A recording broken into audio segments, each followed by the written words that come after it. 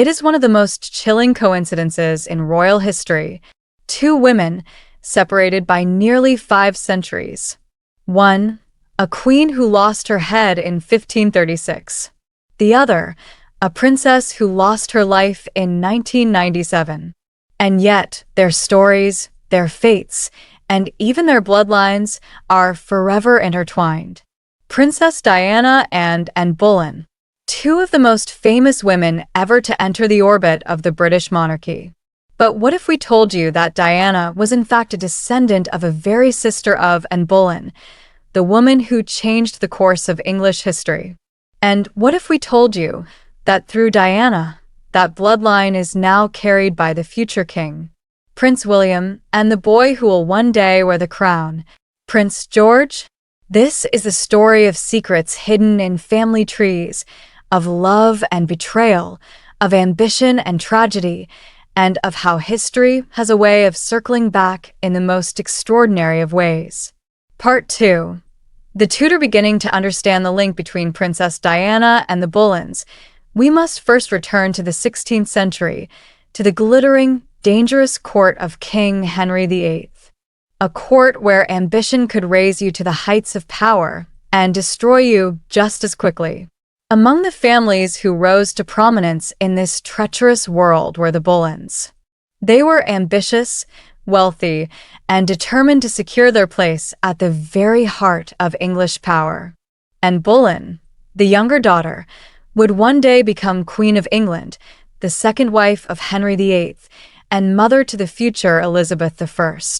But it was her sister, Mary, who would play a role history almost forgot until now.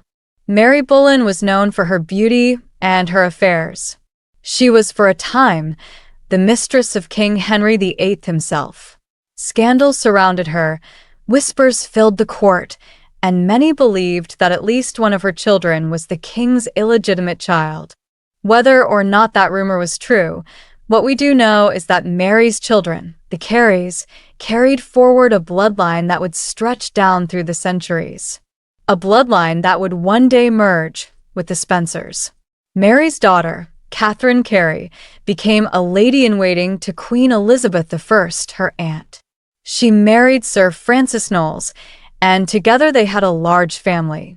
Through Catherine, the Boleyn line survived, hidden in plain sight.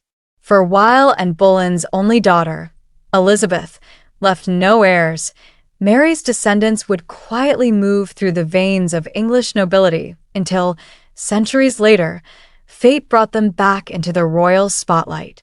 It is this line through Catherine Carey, Knowles, and beyond that leads us, step by step, across 500 years, to Princess Diana.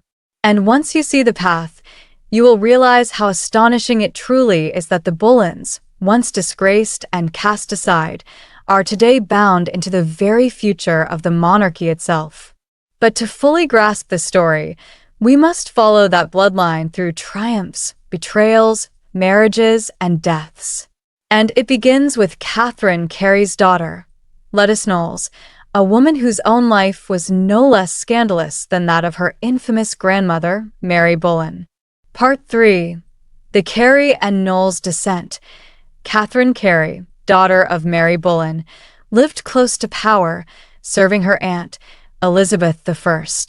But it was Catherine's daughter, Knowles, who ensured the survival of this line. A woman whose life mirrored the turbulence of her age.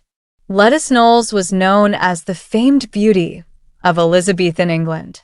She married Walter Devereux, the Earl of Essex, and became the mother of Robert Devereux, the famous Earl of Essex who later led a failed rebellion against Elizabeth I. But scandal would strike her personally when she secretly married Robert Dudley, the Queen's favorite and rumored love of her life. Elizabeth was furious. From that moment, Lettuce was banished from court. But despite this downfall, her bloodline endured, moving steadily forward. From Lettuce came Dorothy Devereux, her daughter with Walter Devereux. Dorothy married into the powerful Percy family, Earls of Northumberland.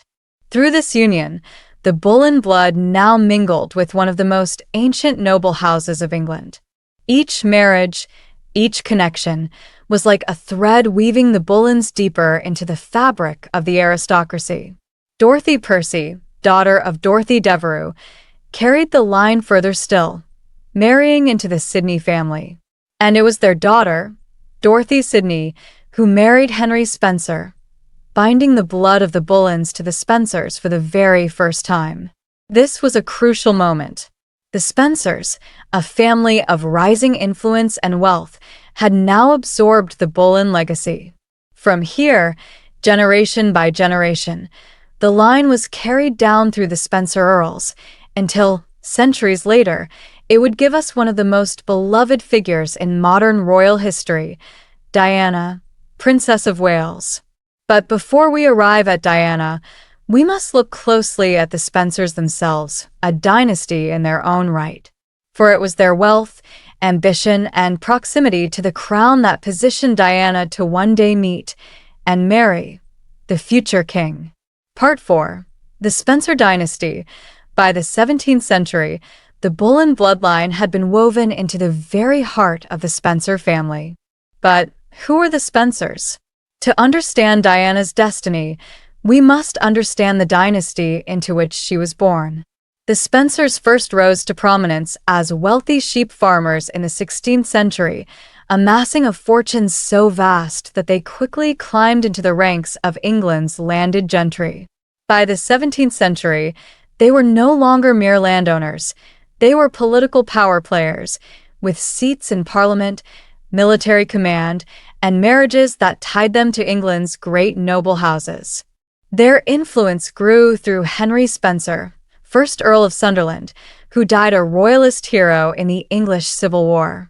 His descendants would continue to shape British politics, serving as close advisors to monarchs, holding titles, and collecting immense estates. With each generation, the Spencers moved closer to the throne, not as monarchs themselves, but as indispensable allies, courtiers, and confidants. By the 18th and 19th centuries, the Spencers were not just wealthy aristocrats, they were entwined with the very fabric of monarchy itself. One Spencer, Lady Georgiana Cavendish, Duchess of Devonshire, became one of the most glamorous figures of her age, her beauty and influence rivaling queens.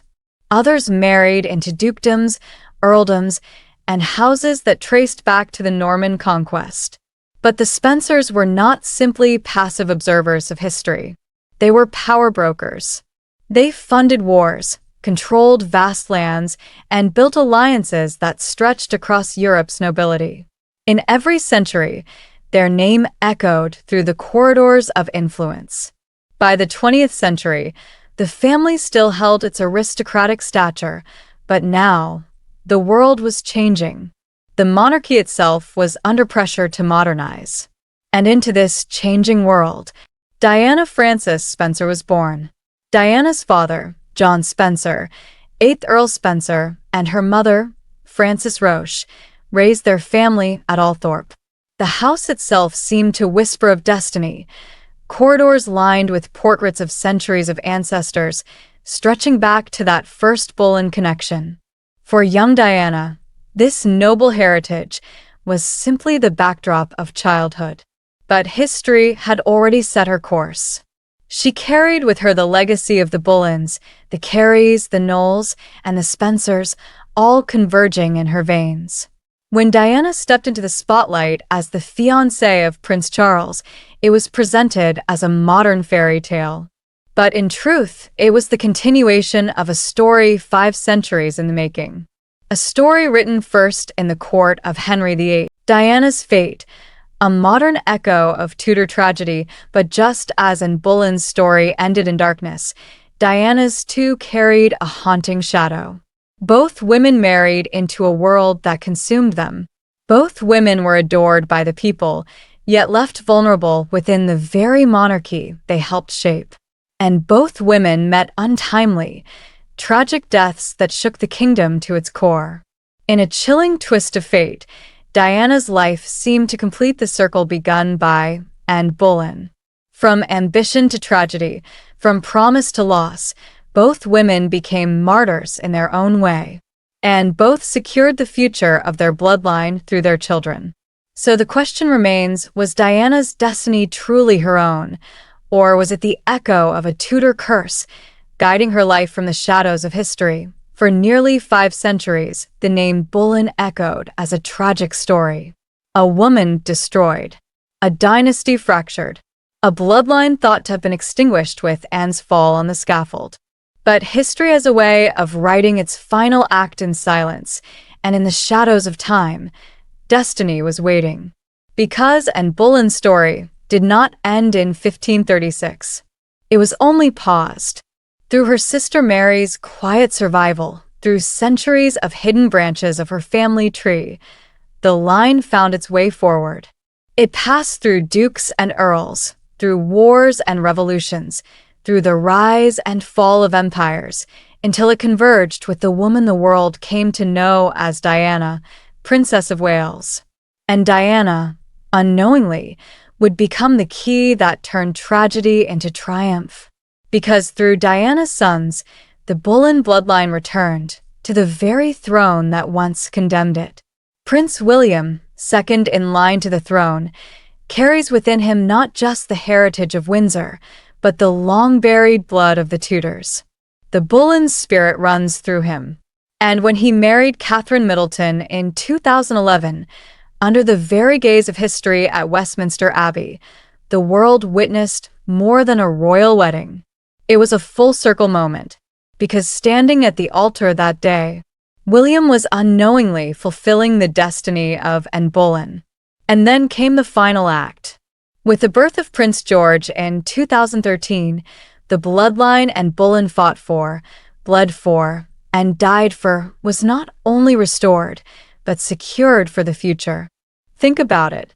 The little boy waving shyly from palace balconies today is not just a modern royal. He is Anne Boleyn's ultimate triumph. A Tudor descendant, standing at the threshold of kingship. For centuries, Anne Boleyn's enemies believed they had destroyed her legacy forever. But history played a longer game. Through Diana, through William, through George, Anne Boleyn has returned not as a tragic queen, but as a silent victor. Her blood, her line, her destiny will one day sit upon the throne of England. The crown that once condemned her will soon belong to her children. And with that, Anne Boleyn's story is no longer one of tragedy. It is one of immortality. For 5 centuries, the story of the Tudors and the Boleyns seemed destined to end in blood, in tragedy, and in whispers of what could have been. But history, as it so often does, had other plans. The final act of Anne Boleyn's legacy would not come in the 16th century, it would come now, in our time. In the lives of 2 modern princes, William and George. William, the once and future heir Prince William, the beloved son of Diana, represents the first visible crown jewel of this hidden Tudor lineage. Through Diana, William carries the bloodline of Mary Boleyn, the sister of Anne, the woman once cast aside by a king, who became the forgotten branch of the Boleyn family tree. And yet, in William, that line rises again. He is not only the heir to the Windsor throne, but through his mother, the living continuation of the Boleyns and by extension, of the Tudors themselves. George, the living legacy visual. You are witnessing the culmination of a 500-year-old struggle. For when George ascends the throne, he will not just be the monarch of the United Kingdom, he will be the true heir to a Tudor dream once shattered in blood. History comes full circle, and Boleyn was executed before she could ever see her daughter Elizabeth rule. She died never knowing that her blood would one day shape the destiny of England. But through Mary Boleyn's descendants, through Diana's sacrifice, through William's path, and now through George, Anne's ultimate legacy stands fulfilled. The Tudors have returned, not in name, but in blood, in crown, in destiny. 500 years ago, a woman's ambition ended in flames. But today, her legacy sits at the heart of Britain's monarchy. Prince William, Prince George, The once-forgotten line of Mary Boleyn has become the living triumph of Anne Boleyn's dream. History, it seems, never forgets.